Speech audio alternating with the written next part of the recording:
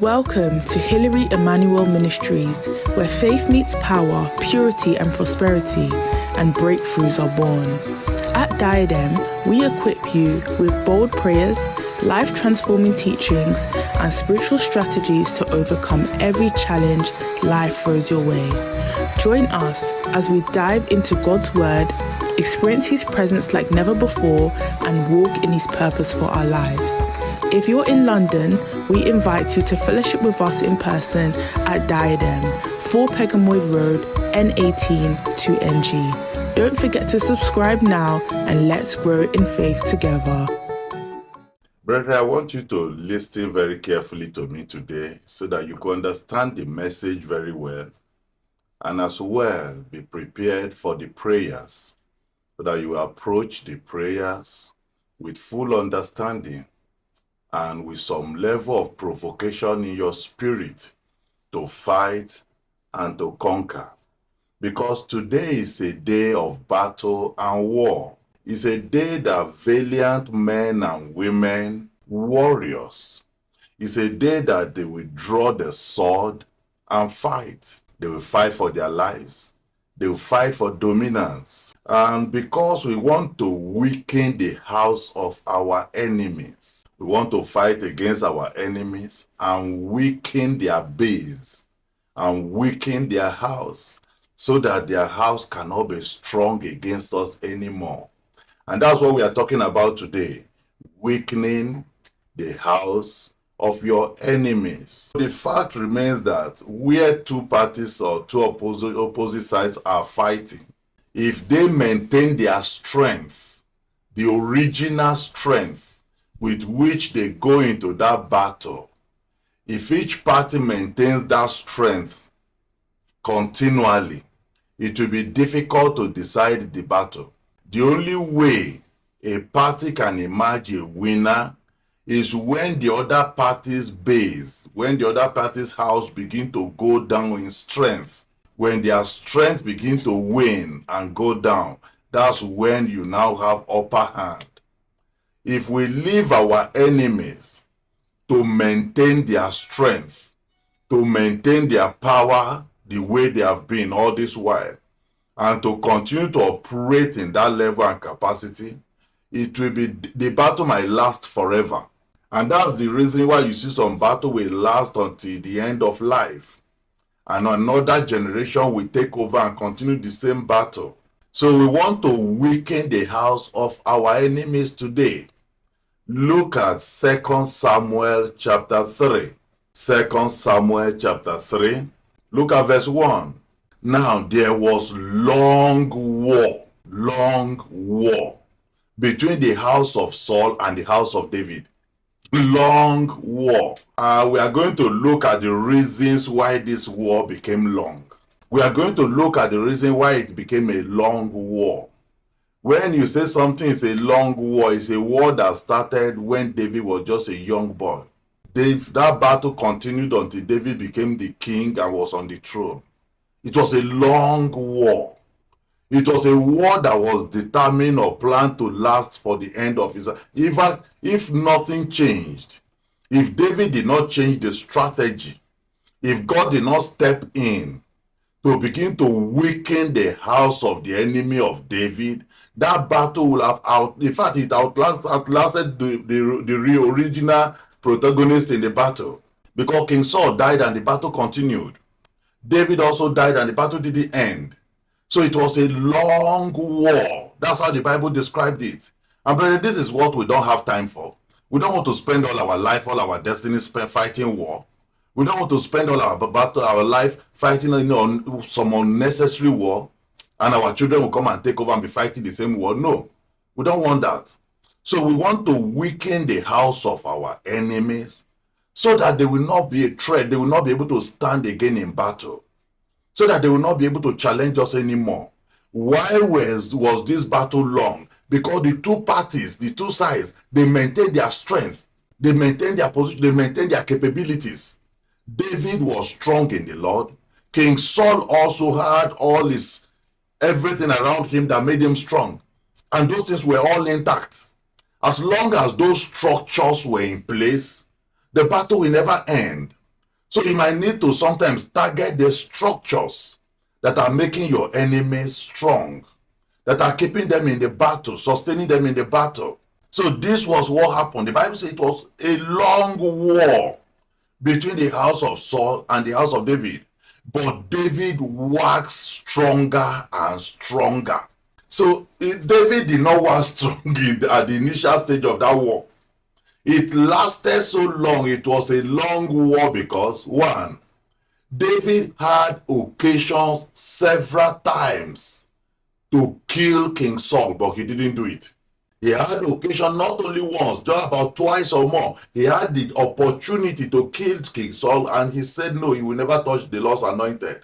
So whatsoever reason, brethren, you might have, whatsoever excuse you might have to spare your enemies, they still remain enemies. All those times David will think that when he shows King Saul favor and show him that I'm not really after your life, that King Saul will repent and change. Well, he will repent maybe briefly, maybe at that moment, but he will never change. He will still continue to pursue you. So that was exactly happened. That was what made this war long. And this is what we don't have time for. This is what we don't need at all, to fight such a long war. And so this long war lasted so long, but the fact remains that David was getting stronger by day. David was waxing in age. David was growing. He was a young man. So David was growing and becoming stronger, more experienced in battle, and he was gaining a lot of strength and support from everywhere. So David was becoming stronger and stronger. Sometimes he will be in the wilderness and helpers will be coming to him until they will become a large army. So David was increasing. Meanwhile, King Saul was going down. Look at what the Bible says. And the house of Saul waxed weaker and weaker. Why? King Saul was an old man already. King Saul was already getting depreciating in age. And all those things were weakening. Physically, he was getting weak. And beside that, mentally also, he was in trouble. Mentally, he was going down as well. He was depreciating as well. So he was getting weaker and weaker. Not only that, even his army, his strength in the military that he depended upon was also going down. And spiritually, God departed from him. And nothing was working for him. So you see, a lot of things were against him that was making him weaker and weaker. And as this was playing out, because the level of the strength of your enemies matter, brethren. The level of the strength of your enemies matter. Don't ever underrate any enemy, whether they are not going to be Christians, obviously, or whether they be Christians or not. The level of the power they control determines the nature of the battle and how the battle goes. So this was what was playing out. Look at verse 2. And unto David were sons born in Hebron. And his firstborn was Amnon of Ahinoam the Jezreelitess, and his second Gilead of Abigail, the wife of Nabal the Carmelite, and the third Absalom, the son of Maacah, the daughter of Talmai, king of Geshur. So you now see that all these things, David also was getting stronger because he was now having children. He was now having children.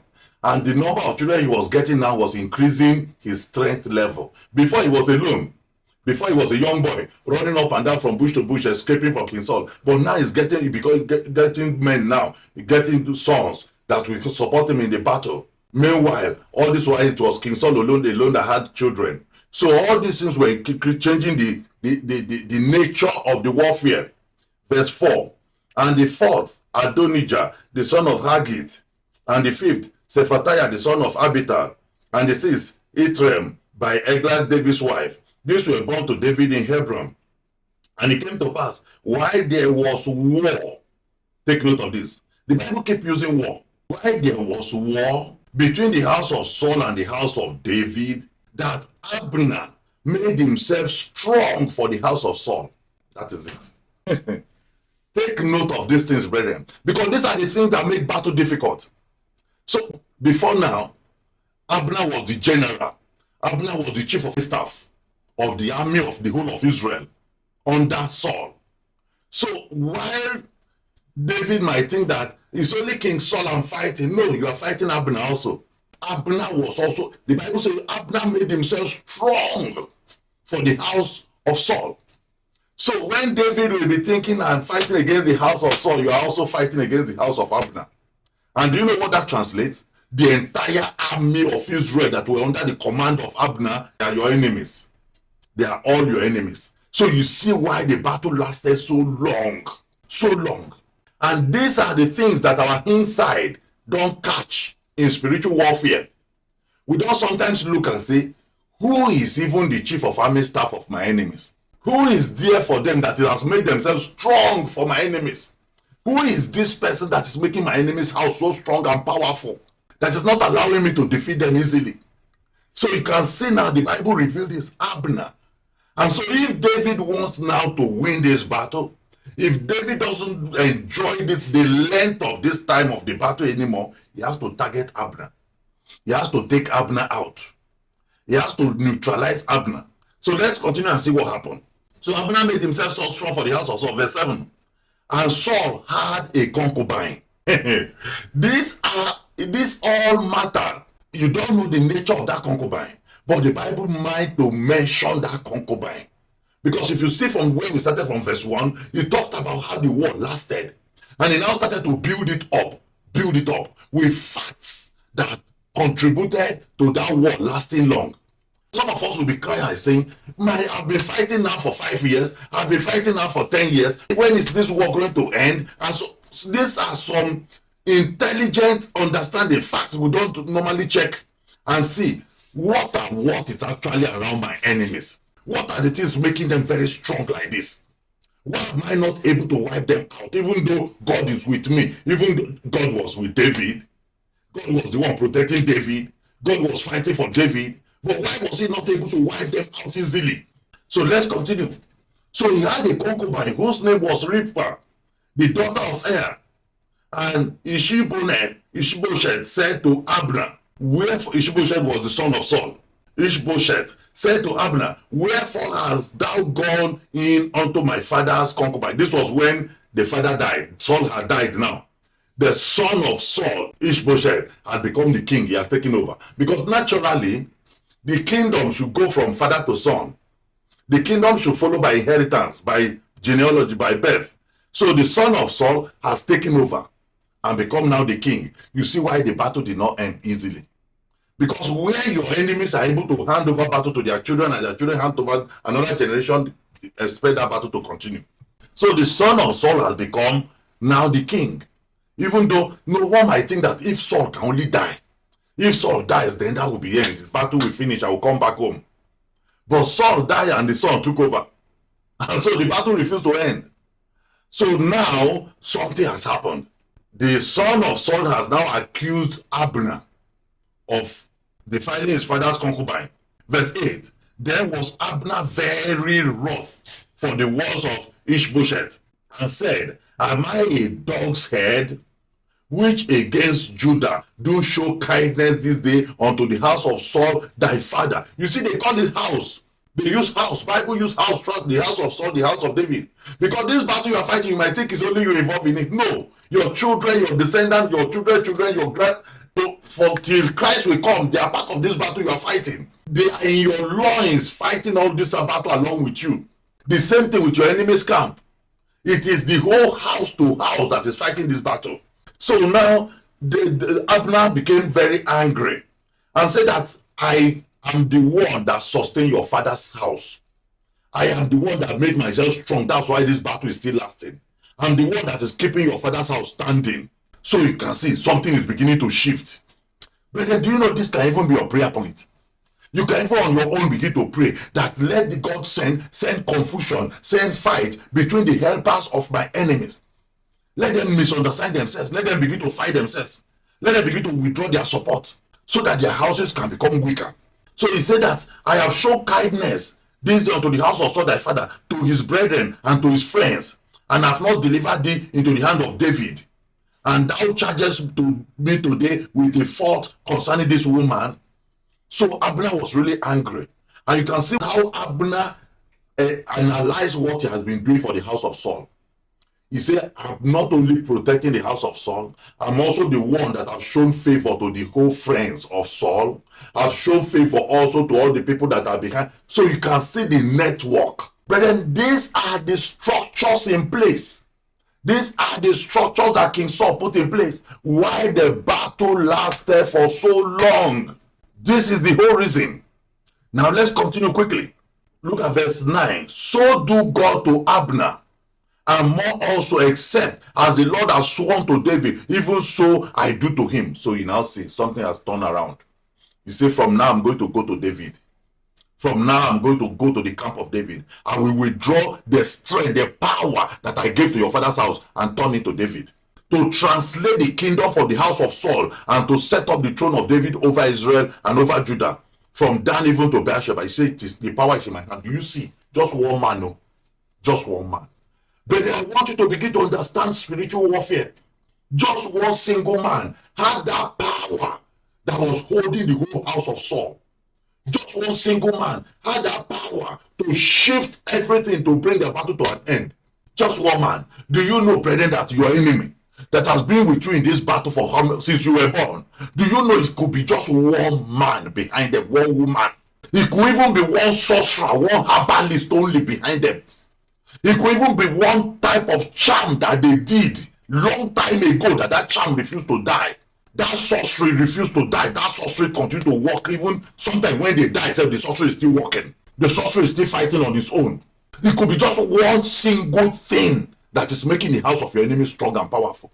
That's what Abner is saying here. He said, I have the power to transfer the kingdom from your hand that you are sitting on the throne of Israel. I will hand over the kingdom to David today. I have the power. So look at what happened. Verse 11. And he could not answer Abner a word again. Do you see? The king kept quiet. He couldn't answer Abner one word. Why? He knew that Abner was their backbone. He knew that his father survived all those whole battle. His father survived until he died. He knew that he himself is sitting on that throne by the power of Abner. By the power of Abner. So he couldn't, because he feared him. Can you imagine? But these are the kind of people we need to take out. People like Abner behind your enemies. We need to take them out. Because immediately Abner fell out with Ishbosheth, with this son of David, Saul. That was the end of the battle. The battle just started to go down immediately. Verse 12. And Abner sent messengers to David on his behalf, saying, whose is the land? Saying also, make thy league with me, and behold, my hand shall be with thee, to bring about all Israel unto thee. Abner meant it. Abner followed it up. He sent messengers to David and said, just give me assurance. Make covenant with me. Make a league with me. Do what I want you to do, and I will transfer Israel to your hand. I will hand over the kingdom to you. Enough is enough. I will not support your enemies anymore. And you know, that was the end of the battle. From there, David accepted him. He came and visited David with his men, and David made a big feast for them, and they ate and drank, and David gave him his word. By the time he went out to go back again, that's when the captain of David's army met him, Joab, met him on the road and killed him. Joab killed him. But the death of Abner, the departure of Abner from the house of Saul, meant the end of the battle. Take note of that. But one thing I discovered also is this. The battle from the very beginning had always been one-sided. Are you following me? The battle has not been equal battle. Because David was not fighting actually. David was not in equal fighting battle strength with Saul. David never engaged in the battle. He was always running and hiding. Which is how so many of us are fighting this battle. Running and hiding. And where you are running and hiding from your enemies, the battle will last long. That's why the battle lasted for so many years. Because David was not engaging in the battle. Do you know that the few times David had opportunity to come closer to King Saul, and his servants told him, say, kill this man, kill him, destroy him. He said, never. So David was always running, and not only that, he had this slavish humility. Slavish humility. We're going to pray about that today. Slavish humility towards the enemies. Do you know what slavish humility does? It makes you that when you see your enemy in the dream, you will prostrate for them. You will nearly put your head inside the sand. You will prostrate, you will nearly lick their feet. That's slavish humility and obeisance. That was the kind of humility David had. With mindset, with that kind of setup in the spirit man and in the soul, you can't fight your enemy. Because anytime you see them, whether you have opportunity to fight, you will always prostrate and go down to your face and bow to your friend. Whether you bow at their feet, that's the end of no battle. Those times David will have the opportunity, instead of him to behead the man, he will be saying, who am I? A dead dog, a flea, a this one. That's slavish humility. You can't bring slavish humility into any battle, whether it be physical battle or whether it be spiritual battle, because the battle is already won and defeated. So you can never, and that was how David had been. All this type of upbringing, from childhood, you are used to prostrating for this one, kneeling down for this one is mommy, this one is daddy, and all those kind of things. Those things has gotten into the spirit man. Even when God has shown you that this person is, look at the enemy of your destiny here. Look at the person that is behind all your problem here. That slavish obeisance is still there, manifesting. Even in the dream, you still see them, you prostrate. You still see them, you bow to their feet. Those things need to change. They need to change for the battle to come to an end. If they don't change, you are not fighting at all. You are not on a equal fighting level. They are already advantaged against you. So that change must happen.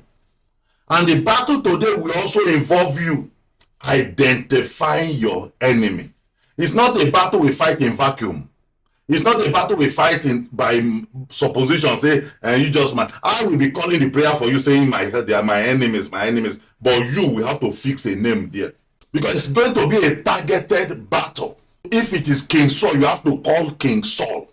Whosoever is that enemy in your life, that the house must come down. The house must be weakened so that your battle can end. That enemy you have been fighting against for so long, and you have been fighting and battling, and you've been seeing them too, and they have been fighting against you. You need to call their names and cry for God to go out and weaken their house to the ground. That's how this battle is going to be fought. So you must identify the enemy. And the Bible says that the battle was long between the house of David and the house of Saul. Even when Saul was dead, the battle still continued. So what and who were the strength in the house of Saul that kept the battle alive? I've shown you Abner. Now, we've seen Abner now. Abner has been removed. Abner now has departed from the camp. Abner has withdrawn his support and his loyalty. So what then still kept the house of Saul strong? To an extent, the house was still relatively strong, even when Abner has shifted his camp. So what then was the secret? What then was the secret? Do not forget that Saul went into serious sorcery and witchcraft before he died. Saul went into serious sorcery. He was visiting the only surviving witch in the land. And he was going there for power, for strength, for so many things. And that's why you see that spiritually also, there are so many set up in the camp and the house of your enemies. Set up spiritual structures that are keeping the house of your enemy intact. It could be witchcraft. If your enemy is involved in witchcraft, if they have their own coven and they have their coven members, and they have their leader and they have all those things behind them, you will need to dismantle that structure, brethren. You just have to. Otherwise, even if you kill your enemy, like I said, good, King Saul is there. But what of his coven members? You think they will clap for you? He has killed their member. You think they will leave you alone? So the battle will still continue to linger and begin to become stronger. So that's why you must target all the structures on the ground. All the structures. And you have to dismantle all these structures, whether they be physical structure, whether they be spiritual structures, whether they be military structures, whatsoever be the nature of the structure. I'm still going to show you more. 2 Samuel 21. Look at verse 1. Then there was a famine in the days of David. 3 years. David now had become king. You might think that, well, if God can only settle me and I begin to fulfill my destiny and God perform all the things he promised me, that's all. I'm fine. I'll be fine. I don't have problem anymore. But what of your enemies? What of the enemies? If they are still intact, if they are still there, and their house is still strong, you think that you will sit on that throne and enjoy it? No. They will not allow you. They will not allow your reign as a king. They will not allow the reign of your destiny to be peaceful. They will still continue to trouble and pest and create problem for you. So David now, God has settled him. He has come to the throne according to the word of God. The promises God made to him, everything is now fulfilled. But then trouble has not finished. Famine, 3 years in the days of David, year after year. So what could be causing famine? Listen, brethren, if you are a king and famine is killing your whole subject, you will soon lose the whole nation. You will soon lose everything. It shows incompetence. It shows no leadership. They will tell you that you don't know what you are doing. You cannot even save your subjects. So what is going to happen? Look at what David did. And David inquired of the Lord. David said, Lord, what is the reason for this famine? Where is this famine coming from? And the Lord answered, it is for Saul. David might think that Saul again. I thought I finished Saul. That's what we are thinking. Sometimes we think we have finished one enemy. After so many months or even years, suddenly they will just surface again in the dream. You say, I thought I finished this person now. I thought the battle with this person is over. So David will say, Saul, from where? How come Saul can still be troubling my kingdom, troubling my destiny, even when he's dead already? He says for Saul and for his bloody house, which means the house is not yet weakened the way we thought. David might think that, well, if Saul could die, if Abner could die, if I could remove all the structure of the military around him, if I can get the whole nation to my side now and they come and make league with me and bow to me, that's it. I've conquered. I've overcome. But the house of Saul, there's still blood there. The power of blood is still there. And there's not only that, he said there's still structure on the ground that is still troubling the kingdom of David. What did he do? Because you don't know what your enemies did when they were alive. Your enemies, they will go any length to make sure they win the battle. So Saul did not leave any stone unturned. Saul made sure he fought this battle with all his life. Look at what he did. Because he slew the Gibeonites. He knew he shouldn't kill the Gibeonites. He knew Israel had a covenant with the Gibeonites. And he deliberately went and killed them. Why? So that he could activate the curses upon the land. Because he saw, he himself knew. He told David face to face. He said, I know you will surely become king. I know God is going to hand over this kingdom to you. But swear to me that you will not wipe out my family. That you will not destroy my house. So he himself was convinced that David was going to take over.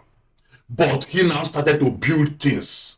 Erect structures that will make the destiny of David, the reign of David, to be very difficult. Your enemies know that the Lord is on your side.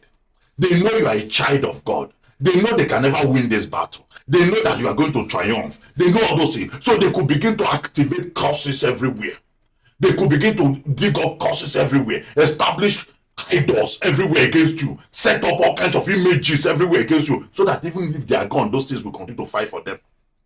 You see that this curse that Saul activated here, even when he was gone, started to bite the land and affect the kingdom. Verse 2. And the king called the Gibeonites and said unto them, now the Gibeonites were not of the children of Israel, but of the remnant of the Amorites. And the children of Israel had sworn unto them, and Saul sought to slay them in his zeal to the children of Israel and Judah. Wherefore David said unto the Gibeonites, what shall I do for you? And wherewith shall I make the atonement, that ye may bless the inheritance of the Lord? And the Gibeonites said unto him, we will have no silver, we don't want money or gold of Saul, we don't want his money, nor of his house, neither for us shalt thou kill any man in Israel. And he said, what ye shall say, that will I do for you. And they answered the king, the man that consumed us, that devised against us, that we should be destroyed from remaining in any of the coast of Israel, let 7 men of his sons be delivered unto us, and we will hang them up unto the Lord in Gibeah of Saul, whom the Lord did choose. And the king said, I will give them. So Saul still had 7 sons. Do you see why the battle continued, even after the death of Saul? He still had 7 sons that will still be laying claim to the throne.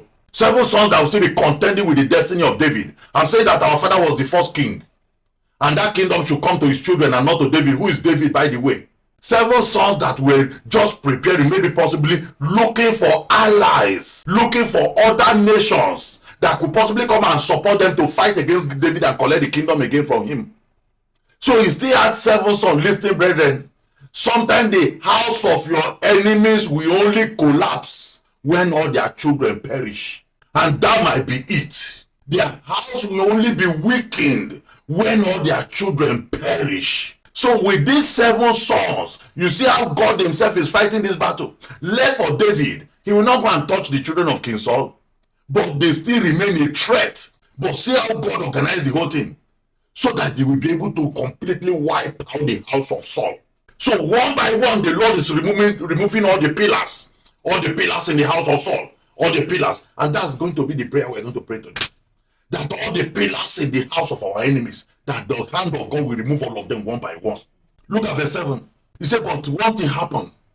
The king spared Mephibosheth, the son of Jonathan, his friend. You remember Jonathan, that good man. Unfortunately, he was born by a wicked man. Sometimes in the camp of your enemies also, there's a good child. There's a good person among them that favors the side of the Lord. So King David decided to spare the house of the child of Jonathan. Doesn't want to hand over that child to them because he was disabled. So he spared that one, the son of Jonathan, the son of Saul, because of the lost oath that was between them, between David and Jonathan, the son of Saul. Verse 8. But the king took these 2 sons of Rivpah, the daughter of Er, whom he bare unto Saul, Harmony and Mephibosheth, and the 5 sons of Michal, the daughter of Saul, whom he brought up for Adred, the son of Barzillai, the Maholatite, and he delivered them into the hand of the Gibeonites, and they hanged them in the hill before the Lord, and they fell all 7 together, and were put to death in the day of harvest. In the first day, in the beginning of barley harvest. Do you see how God, the house of Saul now is being wiped out? This is how to bring a battle to an end. By the time David was handing over to Solomon, the remnant of the people that were supporting Saul, like the chief priest that was on the side of Saul, all of that people that helped Saul, David handed them over to Solomon. He said, you are a wise son, you know what to do with them. All of them, one by one, Solomon wiped them out. And then the Bible said this kingdom was now established in the hand of Solomon. Do you see how that battle ended? If they did not wipe out the house of Saul, that battle would have continued generation after generation. Some people today, the battle we are fighting is not originally our battle, not our own. It's the battle of our fathers, the battle of our fathers. But because our fathers didn't fight it, our fathers didn't stand in that battle, that's why the battle now transferred to us. And if we fail also to fight it, God forbid, it will transfer to our children. And that's why you have to fight this battle. If you are going to weaken the house of your enemies, you must find out first their secrets. Their secrets. You see now we have been able to identify how many secrets now in the house of Saul that was making them strong. We've identified now the Saul himself. We've identified the army of Israel that was on his side with the captain Abner. We've identified now the children, the 7 sons. We've identified now his spiritual power, his witchcraft power. We've identified so many things now that were making the house of Saul strong and powerful. And one by one, the Lord removed all those things. You must know where their strength lies. And you must know the power upholding them. You must take those ones out before you can begin to weaken them. If those things don't depart from them, you can't weaken them. Because if those structures they build for themselves, if they remain intact, you will have to struggle to affect them. Everything that, when you talk about the house of a man, there are so many things that represent that house of a man. You talk about the children, you talk about the friends, you talk about the lovers and helpers. Then you talk about their spiritual power, what they worship, what they believe in, what they bow to. You talk about their capabilities. So many of them have some level of spiritual capabilities. Possibly they got it from Satan, they got it from darkness, they got it from occult. Some of them are in the cult. So those capabilities, don't underrate them. Then Solomon says something. He said the wealth of his son is his stronghold. The wealth is a stronghold. So the wealth, if they are rich, they will have too many friends. They will have supporters. They have people listening to them. Their wealth, you have to target their wealth. Then the number and their size. You see that daily, the number of people in the house of Saul begin to depreciate and go down. Because Saul had many children. So they begin to go down. Now, if this is going on, look at 2 Chronicles 26. 2 Chronicles 26 verse 11. It says, moreover, Uzziah had an host of fighting men. If your enemies have a host of fighting men, people that zealously on their own, without even your enemies commanding them, without even your enemies sending them, they will be fighting on their own out of zeal. They say he had a host of fighting men that went out to war by bands, according to the number of the account by the hand of Jael, the scribe, and Messiah, the ruler, under the hand of Maniah, one of the king's captains. Verse 12. The whole number of the chief of the fathers of the mighty men of valor were 2,600. Now tell me, you see now, if any person has Uzziah as enemy, if Uzziah was your enemy, and he had this kind of structure around him, then you know you are into a serious battle. Because you are not fighting against Uzziah. You are fighting against this army. 2,600. These are special group. Then verse 13. And under their hand was an army. Hey, they had a complete army. But do you know some of these enemies we are dealing with, some of them have army of demons, on evil spirits, army. They have army of witches. They have their own army of witchcraft that they can send and use anyhow. They have their own army of dark, wicked human beings. They have their own army. 300,000 and 7,500. 300 and something thousand that were in their hand fighting for them. That made war with mighty power. Are you following me? Are you reading along with me? The Bible said they made war with mighty power to help the king against the enemy. So if you now stand alone, you stand alone. You pray only 1 hour in the night. And then you pray maybe 30 minutes in our service. And then you think you can go and fight this kind of army. Do you see that the battle will, you don't be defending yourself? That's all that will be happening. You will only be defending. You are not fighting. You will be defending so that they will not kill you. You are not fighting at all.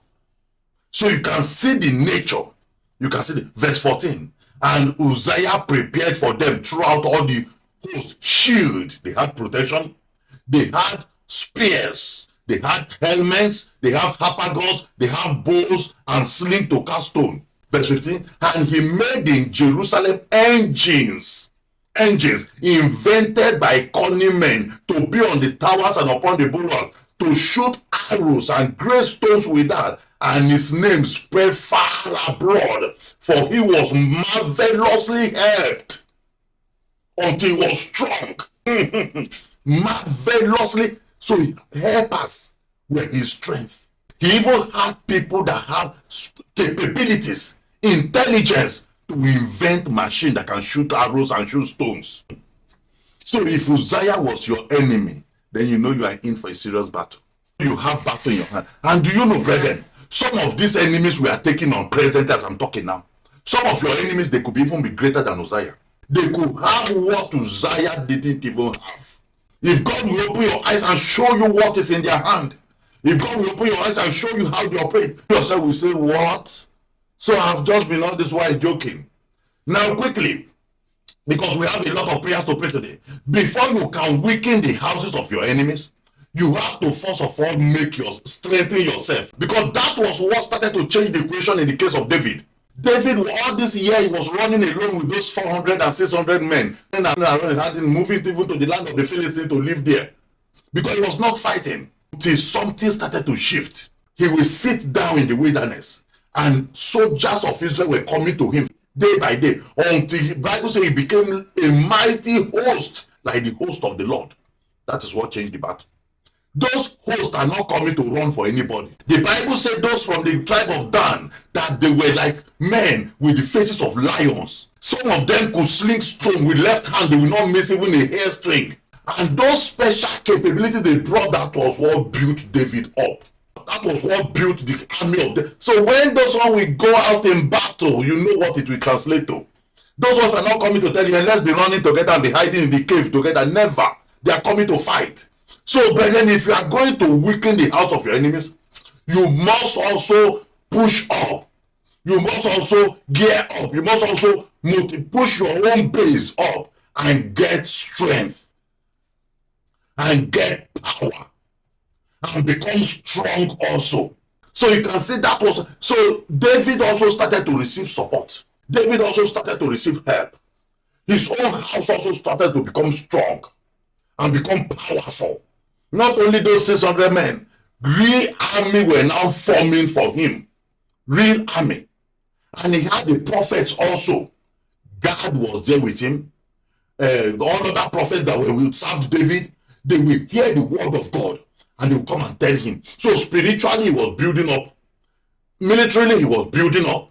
Financially he was building up. So many things were coming together and building. So if you are going to fight and weaken the house of your enemy, your own strength has to be going up. You can't fight your enemy in the same level of power and strength. Because if your own house is not strong, you can never weaken the house of your enemy. Otherwise, you will find yourself in a position where the house of your enemies are weak, but yourself too, you are weak. The house of the enemy become weaker, and you too, you are weak. So you are still in the same level. They are not strong, you are not strong. So if you are going to weaken, you have to be going up while they are going down. 1 Chronicles 16. Look at verse 11. How to shore up your own base. How to shore up your own strength so that you get stronger and stronger each day. 1 Chronicles 16, look at verse 11. It says, seek the Lord and seek his strength and seek his face continually. Do you see that? You have to be seeking the Lord, just like we bring out now at the middle of the year, 40 days to seek the face of God in prayer, to cry unto him every day in prayer for 40 days. And we've done many programs at the beginning of the year, and we still have many programs lined up at the end of the year. So that is how to get strength. He says, seek the Lord, seek his strength. Why? Because strength belongs to our God. Ultimate strength, ultimate power belongs to our God. He is the one that fought the battles of David. He is the one that weakened the house of Saul. So if you want to get power to weaken the house of enemies, seek God. Seek his face, seek his strength. It is the strength of God that will begin to shift things in your favor. It is the strength of God that will begin to weaken the house of your enemies. And then as you are becoming stronger, they seek the strength of the Lord, and not just only once. The Bible says continually. Continually. Assuming David, when he came back from pursuing from Saul, and he went to Hebron and settled down there and became the king of Judah and Benjamin, assuming he relaxed and stopped seeking the face of the Lord, do you think that all other things that happened and made Israel to come and bow to him, you think it will happen? No. You don't stop seeking the Lord. You continually, that's what he's saying here. Continually. 2 Chronicles chapter 1. I'm showing you now how to make your own base strong. How to build up your own house also, so that your house will be so powerful. Look at verse 1. 2 Chronicles chapter 1 verse 1. And Solomon, the son of David, was strengthened in his kingdom. Strengthened in his kingdom. And the Lord his God was with him and magnified him exceedingly. That is the secret. As long as God is with you, as long as you remain with God, and you are in good tune with your God, and you are serving God the way you are seeking his face and strength continually, forget it. He will be building your strength, making your house stronger. 2 Chronicles chapter 13. 2 Chronicles 13, look at verse 1. Now, in the 18th year of King Jeroboam began Abijah to reign over Judah. You see, David started it. Solomon his son copied it. And if you continue on and on and on, like this, all their descendants, that will look back and see the secret of their father David, see the secret of their father Solomon, and see how he did it. You say, wow, okay, I must seek this Lord, I must be with this God. And as they continue, look at now, we have seen Solomon, we have now, look at what happened now to Abijah. He reigned, verse 2, he reigned 3 years in Jerusalem. His mother's name also was Micaiah, the daughter of Uriel of Gibeah. And there was war between Abijah and Jeroboam. This is king to king now. Jeroboam was the king of Israel. Abijah was king of Judah. There was war, nation against nation. Meanwhile, Jeroboam has built 2 altars, heavy shrines that they were sacrificing to continually for him. You see now, and he had the whole army of Israel, 10 tribes. This one had only 2 tribes. You see the balance of power now. We are going to see more. There was war. Verse 3. And Abijah set the battle in array with an army of valiant men of war, even 400,000 chosen men. 400,000 was what Abijah could afford into the battle. Jeroboam also set the battle in array against him with 800,000 men. That's double. Double. Do you now see, brethren? Are they equal now in strength? No. With this alone, they are now 2 to 1. All Jeroboam needed to do was to tell his army, look, two persons surround one person, 2 persons surround one person. That's how we are going to fight this battle, and that's it. 2 of you should be able to kill 1 person, and by so doing, you wipe them out within a short time. So there was no match, militarily speaking. Now look at what happened. So chosen men, being mighty men of valor, verse 4. And Abijah stood up upon Mount Zamaraim, which is in Mount Ephraim, and said, Hear, thou Jeroboam and all Israel, ought ye not to know that the Lord God of Israel gave the kingdom over Israel to David forever, even to him and to his sons by a covenant of salt? Now, Abijah is not now depending on military anymore. He has moved down into spiritual. He's moved down into spiritual. So he started to invoke the covenants. Invoke covenants. Verse 6. Yet Jeroboam the son of Nebat, the servant of Solomon, the son of David, is risen up and has rebelled against his Lord. And there are gathered unto him vain men and children of Belial, and have strengthened themselves against Rehoboam the son of Solomon, where Rehoboam was young and tender-hearted and could not withstand them. And now ye think to withstand the kingdom of the Lord in the hand of the sons of David, and ye be a great multitude, and there are with you golden calves. You say you have your idols, you have your golden calves, which Jeroboam made for you for gods.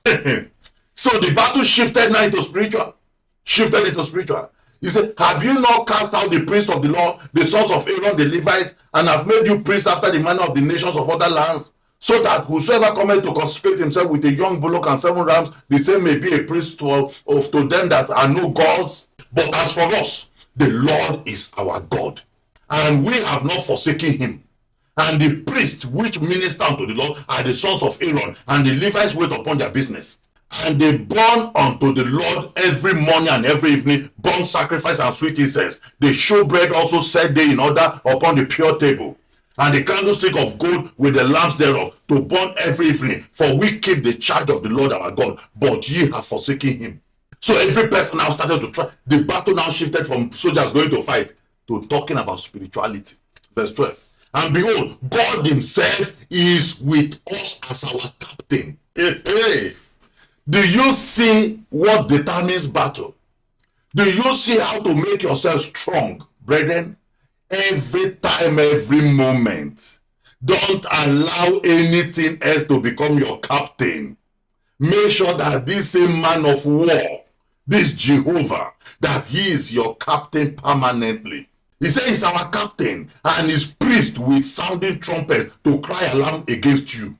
O children of Israel, fight ye not against the Lord God of your fathers, for ye shall not prosper. But Jeroboam caused an ambushment to come about behind them. So they were before Judah, and ambushment was behind them. So they now used military tactics and surrounded them and lay ambush for them and said, let's see that your God today. And when Judah looked back, behold, the battle was before and behind. And they did what? They cried unto the Lord. Brother, that's what we are going to do here today.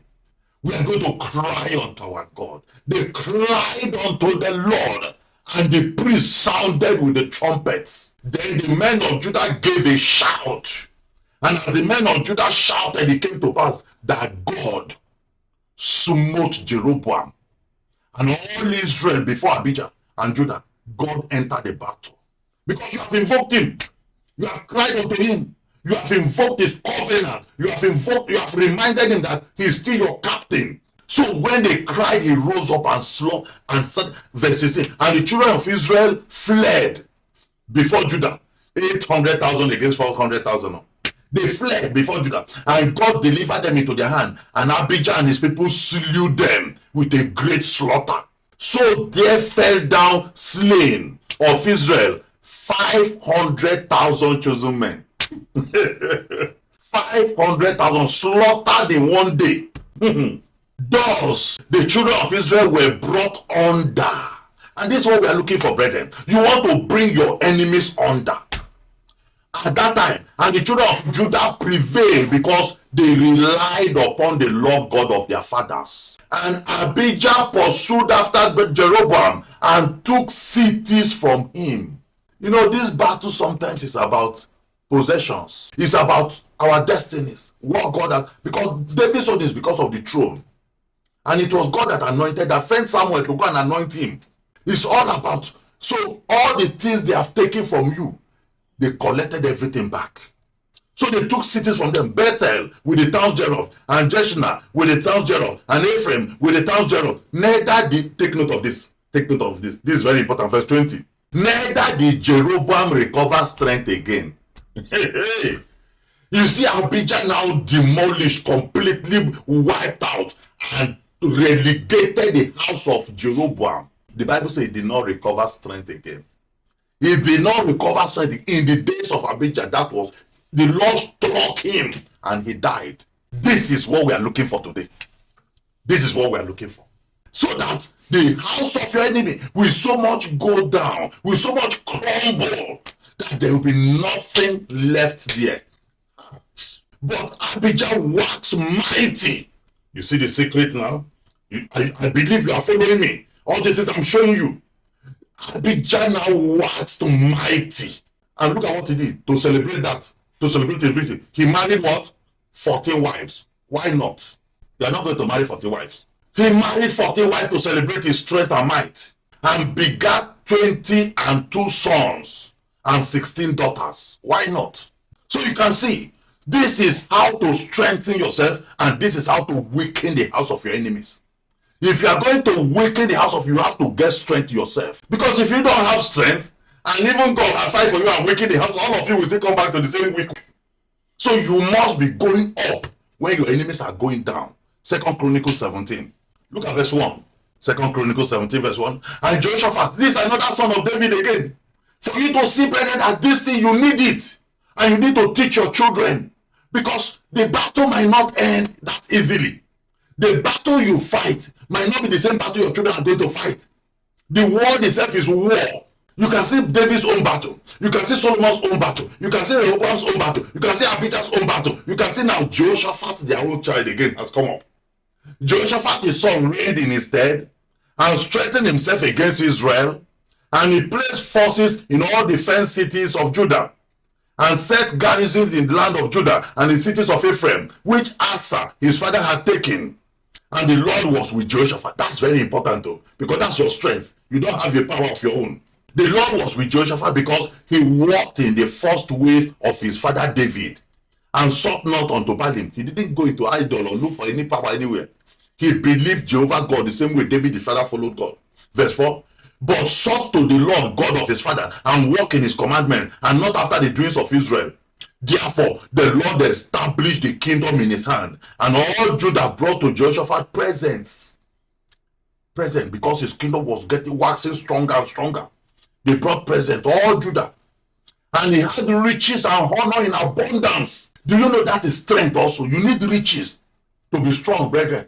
Because no matter how powerful you are spiritually, and there's nothing at all in the pocket, the power is not complete. Oh. So you need wealth also in your pocket. You need the riches also to be powerful. Wealth is power. Money answereth all things. So you need that also in place. So God gave him wealth and riches and honor in abundance, verse 6. And his heart was lifted up in the ways of the Lord. You see, he's becoming stronger and bolder in the ways of the Lord. Moreover, he took away the high places and groves of Judah.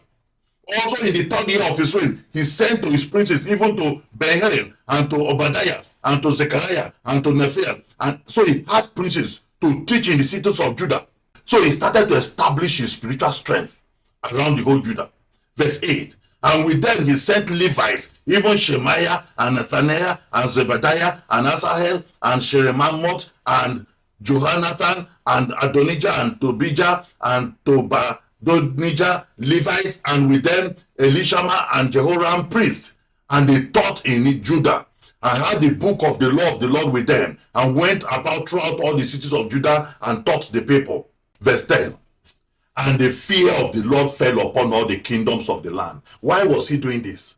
So that there will be no person in his family, so that there will be no person in his base that will secretly go outside and be worshiping idol and be opening the door for the enemy. You have to also pray and fortify your house.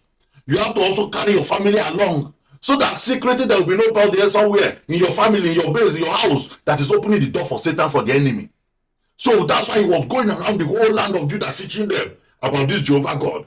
So the Bible said that, and the fear of the Lord fell upon all the kingdoms of the land that were around about Judah, so that they made no war against Jehoshaphat. No person could make, he was strong. Verse 11. Also some of the Philistines brought Jehoshaphat present. Can you imagine? And tribute silver. And the Arabians brought him flocks, 7,700 rams, even 7,700 he-goats. And Jehoshaphat waxed great exceedingly. This is important. If you are going to weaken the house of your enemy, you yourself, you have to wax great and strong and powerful. You have to be formidable. You can't remain in the same spiritual level year after year. Every time you come out to pray, where you are praying, saliva is pouring in your mouth. You can't be continuing like that and say you want to be strong. Even in prayers like this, you can't pray and be sweating. Talk of when you are praying on your own. So you can't remain in the same spiritual level year after year, not growing up, not going up, nothing changing, just the same stagnant position. You are not getting stronger. So you have to become strong and powerful, formidable, as you are weakening the house of your enemy. That's how to even weaken them to start with. So the Bible said Jehoshaphat waxed great exceedingly, and he built in Judah castles and cities of store. And he had much business in the city of Judah. And the men of war, mighty men of valor, were in Jerusalem. He had businesses. You can still be waxing strong, brethren, and still have businesses. You can still be waxing powerful and still have business and be prospering. Jehoshaphat was one of the richest kings of Judah. One of the richest kings. He was so wealthy. His hand is into so many. He did shipping business. He was into so many kind of businesses. He had stores all over the whole land, doing business and prospering. I told you that money, you need money as power also, because wealth is power. If you have spiritual power, you have all those things. You, at the end of the day, look at so many prophets of God. So many prophets of God. They have the power, but no money. Sometimes they have to go and sleep rough in the house of widows, sleep in the house of this one, and they have to give them bread. You need money, and that is part of your strength. People will even fear you. They will even respect you. Sometimes why they are fearing your enemies and running to the camp of their enemies to be part of it is because of their wealth. So you cannot afford to leave your enemies to remain strong for too long. When they die, their children can still continue the battle. Their children might even become stronger than them. They might become stronger, and the house of your enemy will continue to become stronger and stronger. And if you are going to have peace, if you are going to have rest, you have to purposefully degrade all the capability, the totality of your enemy's house, while you are building yourself every day and becoming strong and powerful. That's how to win this battle. That's how to win this battle. And that's how to win it comprehensively, so that there will be no battle transferred to your children tomorrow. Let's close our eyes. Close your eyes and begin to talk to the Lord. Let's begin to talk to the Lord. Say, my God and my Father, I stand before you again today. I declare that you are my God. You are my Father. I have no any other God. I have nothing else, both in heaven and earth, that I bow to, that I worship beside you, Lord. You are all that I have. Therefore, my Father, I dedicate myself unto you. I recommit myself unto you.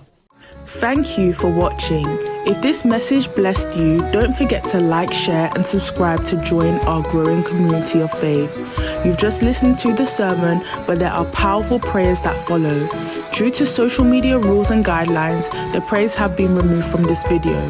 However, you can access the full prayers and more life-changing resources by visiting www.pastorhillary.org or downloading our app, Diadem Media. If you're in the London area, we'd love to have you fellowship with us in person at 4 Pegamoid Road, N18 2NG. If you have any questions about this message, want counseling from Pastor Hilary, or wish to share your testimonies following the prayers, please leave a comment below and someone from our team will get in touch. Until next time, may God bless you abundantly and guide you in all your ways. Stay victorious.